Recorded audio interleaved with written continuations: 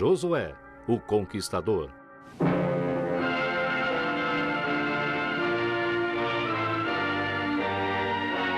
Josué, o Conquistador, um episódio do Velho Testamento.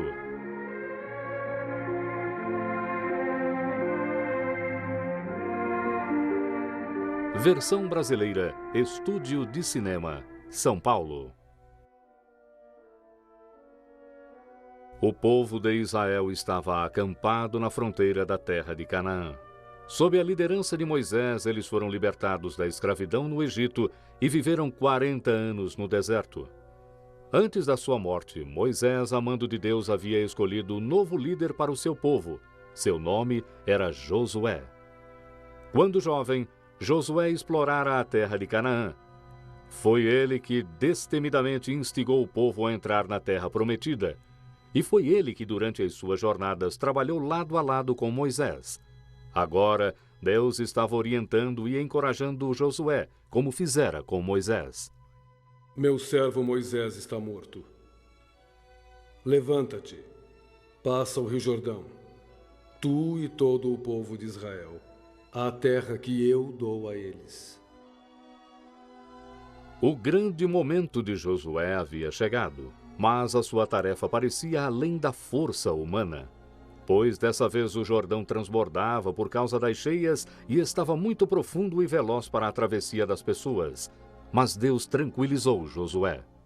Não temas, nem te espantes, porque o Senhor teu Deus está contigo por onde quer que andes. Quando Josué ouviu essas palavras do Senhor, ele resolveu dizer para o seu povo se preparar imediatamente para cruzar o Jordão e ir para Canaã. Levaria muitos dias para os israelitas, que eram milhares de pessoas, irem do seu acampamento até as margens do Jordão.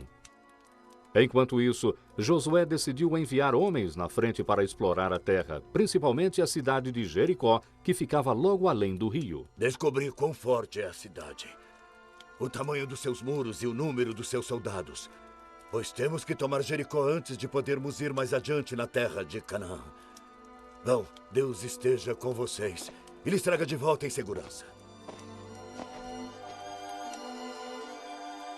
Os espiões foram cautelosos. Mesmo assim, foram vistos entrando em uma certa casa em Jericó, e soldados correram para lá para prendê-los. Uma mulher de nome Raabe vivia naquela casa, e os soldados falaram asperamente com ela. Chame os homens que vieram à sua casa. Eles são espiões. É verdade que vieram homens, mas eu não sabia de onde eram. E, como já estava escuro, os homens se foram, mas se apressem e irão alcançá-los. Mas era a vontade de Deus que os espiões não fossem presos. Raabe os tinha escondido em um lugar seguro.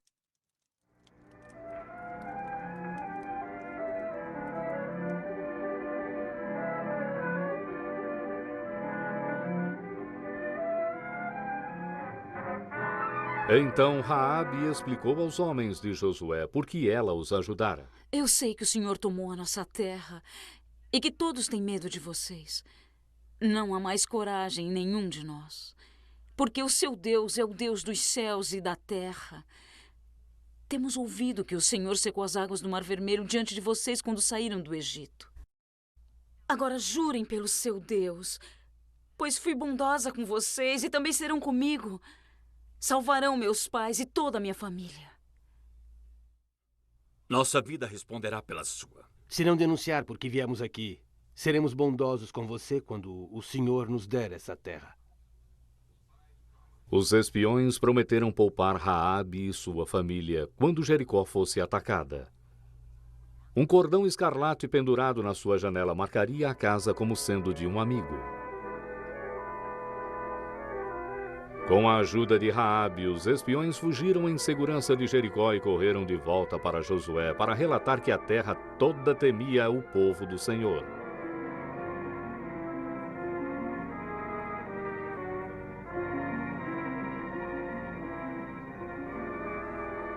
Finalmente chegou o dia da entrada em Canaã. Confiante, Josué instigou o povo a ir adiante. As águas velozes do rio Jordão não o assustaram. pois Deus havia lhe dito o que fazer. Como o Senhor ordenara, Josué disse para os sacerdotes irem primeiro carregando a arca do concerto. E quando os sacerdotes entraram no Rio Jordão, uma coisa maravilhosa aconteceu. Assim como no Mar Vermelho, aqui também Deus criou um caminho seco para o seu povo. Enquanto os sacerdotes com a arca do concerto permaneciam no leito do rio, as águas à sua direita ficaram como um muro. Amando de Deus, Josué colocou pedras do outro lado do Jordão perto do seu acampamento em Gilgal, para lembrar o povo como de novo o Senhor os ajudara com seu grande poder. Um homem de cada uma das 12 tribos de Israel trouxe uma pedra do leito do rio por onde passaram. E Josué falou ao povo: Quando seus filhos, no futuro, perguntarem aos seus pais o que significam estas pedras, então dirão a eles: os israelitas passaram este Jordão no seco. O Senhor nosso Deus fez secar as águas do rio, assim como o Senhor nosso Deus fez secar as águas do Mar Vermelho, para que todos os povos da terra conheçam sua mão, que é forte, e para que temam a Ele todos os dias. Agora o portão da cidade de Jericó foi bem trancado. Ninguém saía nem entrava, pois o povo de Jericó temia ataques do exército de israelitas acampado fora da cidade. E quando Josué saiu para olhar a cidade e viu os grandes muros, ele se perguntou como eles seriam capazes de tomar a cidade. Mas enquanto ele estava lá, perdido em pensamento, de repente viu alguém perto dele. Era um homem, vestido como um soldado, carregando uma espada reluzente na mão. Então Josué perguntou para ele: É um dos nossos ou dos nossos inimigos? Nenhum dos dois. Eu sou o príncipe do exército do Senhor. Que diz meu senhor ao seu servo? Tira os teus sapatos, porque o lugar em que estás é santo. Josué obedeceu ao seu visitante celestial, e assim, enquanto ele ouvia, o Senhor revelou o seu plano para tomar Jericó. Um plano que Josué seguiu quando ele atacou a cidade. No dia seguinte, quando o povo de Jericó olhou pelas suas janelas, viu uma estranha procissão andando em volta dos muros da cidade. Primeiro vinha um grupo de homens armados marchando em silêncio.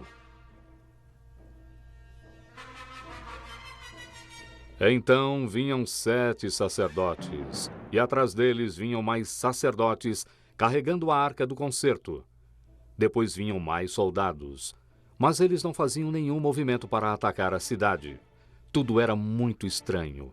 Eles marchavam em silêncio em volta da cidade, sem nenhum barulho, exceto o som dos seus pés no chão. Uma vez marcharam em volta do grande muro de pedra, e então voltaram para o seu acampamento em Gilgal. O povo de Jericó ficou intrigado e com medo. Por que os israelitas não atacaram a cidade? O que significava essa marcha estranha e silenciosa em volta da cidade? Quando os israelitas tinham marchado em volta de Jericó todo dia por 6 dias sem fazer nenhum mal à cidade, alguns habitantes de Jericó começaram a zombar dos seus inimigos. Mas Raabe tinha certeza de que logo os israelitas tomariam Jericó. Então ela pendurou um cordão escarlate na sua janela, como os espiões de Josué lhe haviam dito. No 7º dia, o povo de Israel marchou de novo em volta da cidade, não uma, mas 7 vezes. Na 7ª vez, os sacerdotes tocaram ruidosamente as suas trombetas. E Josué gritou para o seu povo e disse: Gritem, porque o Senhor lhes está dando a cidade. Então todo o povo fez grande barulho e com o som, os muros de Jericó começaram a cair.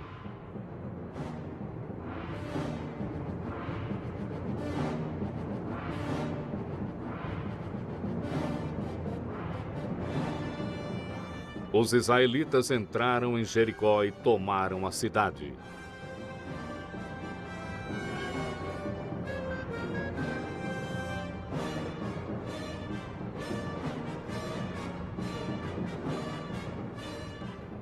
Mas Raabe e a sua família foram poupadas, como os israelitas haviam prometido.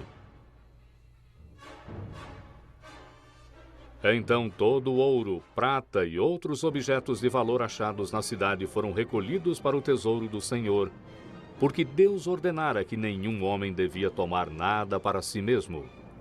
Mas um homem de nome Acã desobedeceu ao Senhor. Ele escondeu alguns tesouros na sua tenda e, por causa do seu pecado, os filhos de Israel, que tinham acabado de obter uma grande vitória, logo sentiriam o sabor amargo da derrota. Alguns dias após seu triunfo glorioso em Jericó, os israelitas tinham atacado a cidade de Ai, que era bem menor e mais fraca. Mas Israel fora gravemente derrotada. Josué não podia entender o que dera errado, porque Deus de repente ficou contra o seu povo. Então Josué mais uma vez orou ao Senhor, e Deus revelou para ele que um dos israelitas tinha cometido um grande pecado. Então Deus disse para Josué como encontrar o homem que trouxera a derrota aos israelitas, e ordenou que ele fosse punido. Enquanto Josué seguiu as instruções do Senhor, a pessoa culpada provou ser Acã. Meu filho, dá glória ao Senhor Deus de Israel e diga-me o que fez. Sim, é verdade. Eu pequei contra o Senhor Deus de Israel. Foi isto que eu fiz. Quando vi entre os despojos uma boa capa babilônica, 12 libras de prata e uma cunha de ouro pesando 2 libras, eu cobicei-os e entomei-os.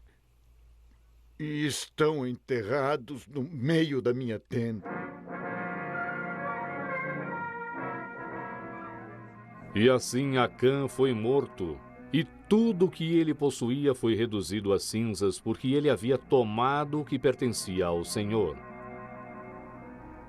Depois disso, os israelitas marcharam mais uma vez contra a cidade de Ai e obtiveram uma vitória completa. Então eles construíram um altar ao Senhor no pé do monte Ebal, e lá Josué leu em voz alta a lei que Deus havia dado a Moisés. Não furtarás. Não dirás falso testemunho contra o teu próximo. Não cobiçarás. E agora, tendo ouvido a palavra de Deus, o povo de Israel estava pronto para obter novas vitórias na terra de Canaã. Tomando cidade após cidade, os israelitas avançaram para dentro da terra prometida, até os cananeus serem derrotados e expulsos. Mas levou muitos anos até a terra de Canaã se tornar a terra de Israel. E na sua velhice, Josué chamou todas as tribos em Siquém para falar com elas mais uma vez e lembrá-las de todas as coisas boas que Deus lhes tinha dado. Ele também alertou sobre a punição que cairia sobre elas se desobedecessem ao Senhor. E se pecarem contra os mandamentos do Senhor seu Deus e adorarem outros deuses, então Deus se enfurecerá com todos.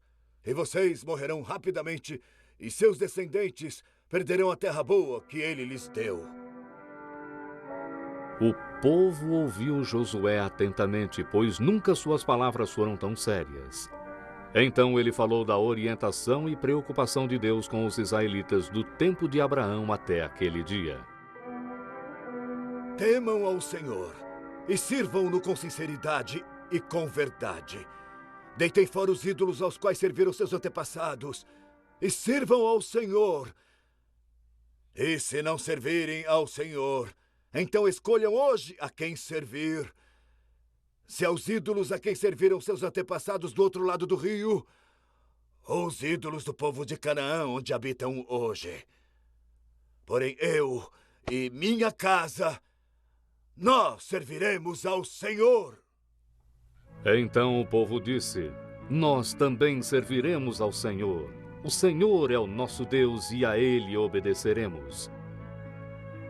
E foi assim que, através do grande líder Josué, Israel serviu ao Senhor e continuou servindo-o porque eles se lembraram o que o Senhor tinha feito por eles.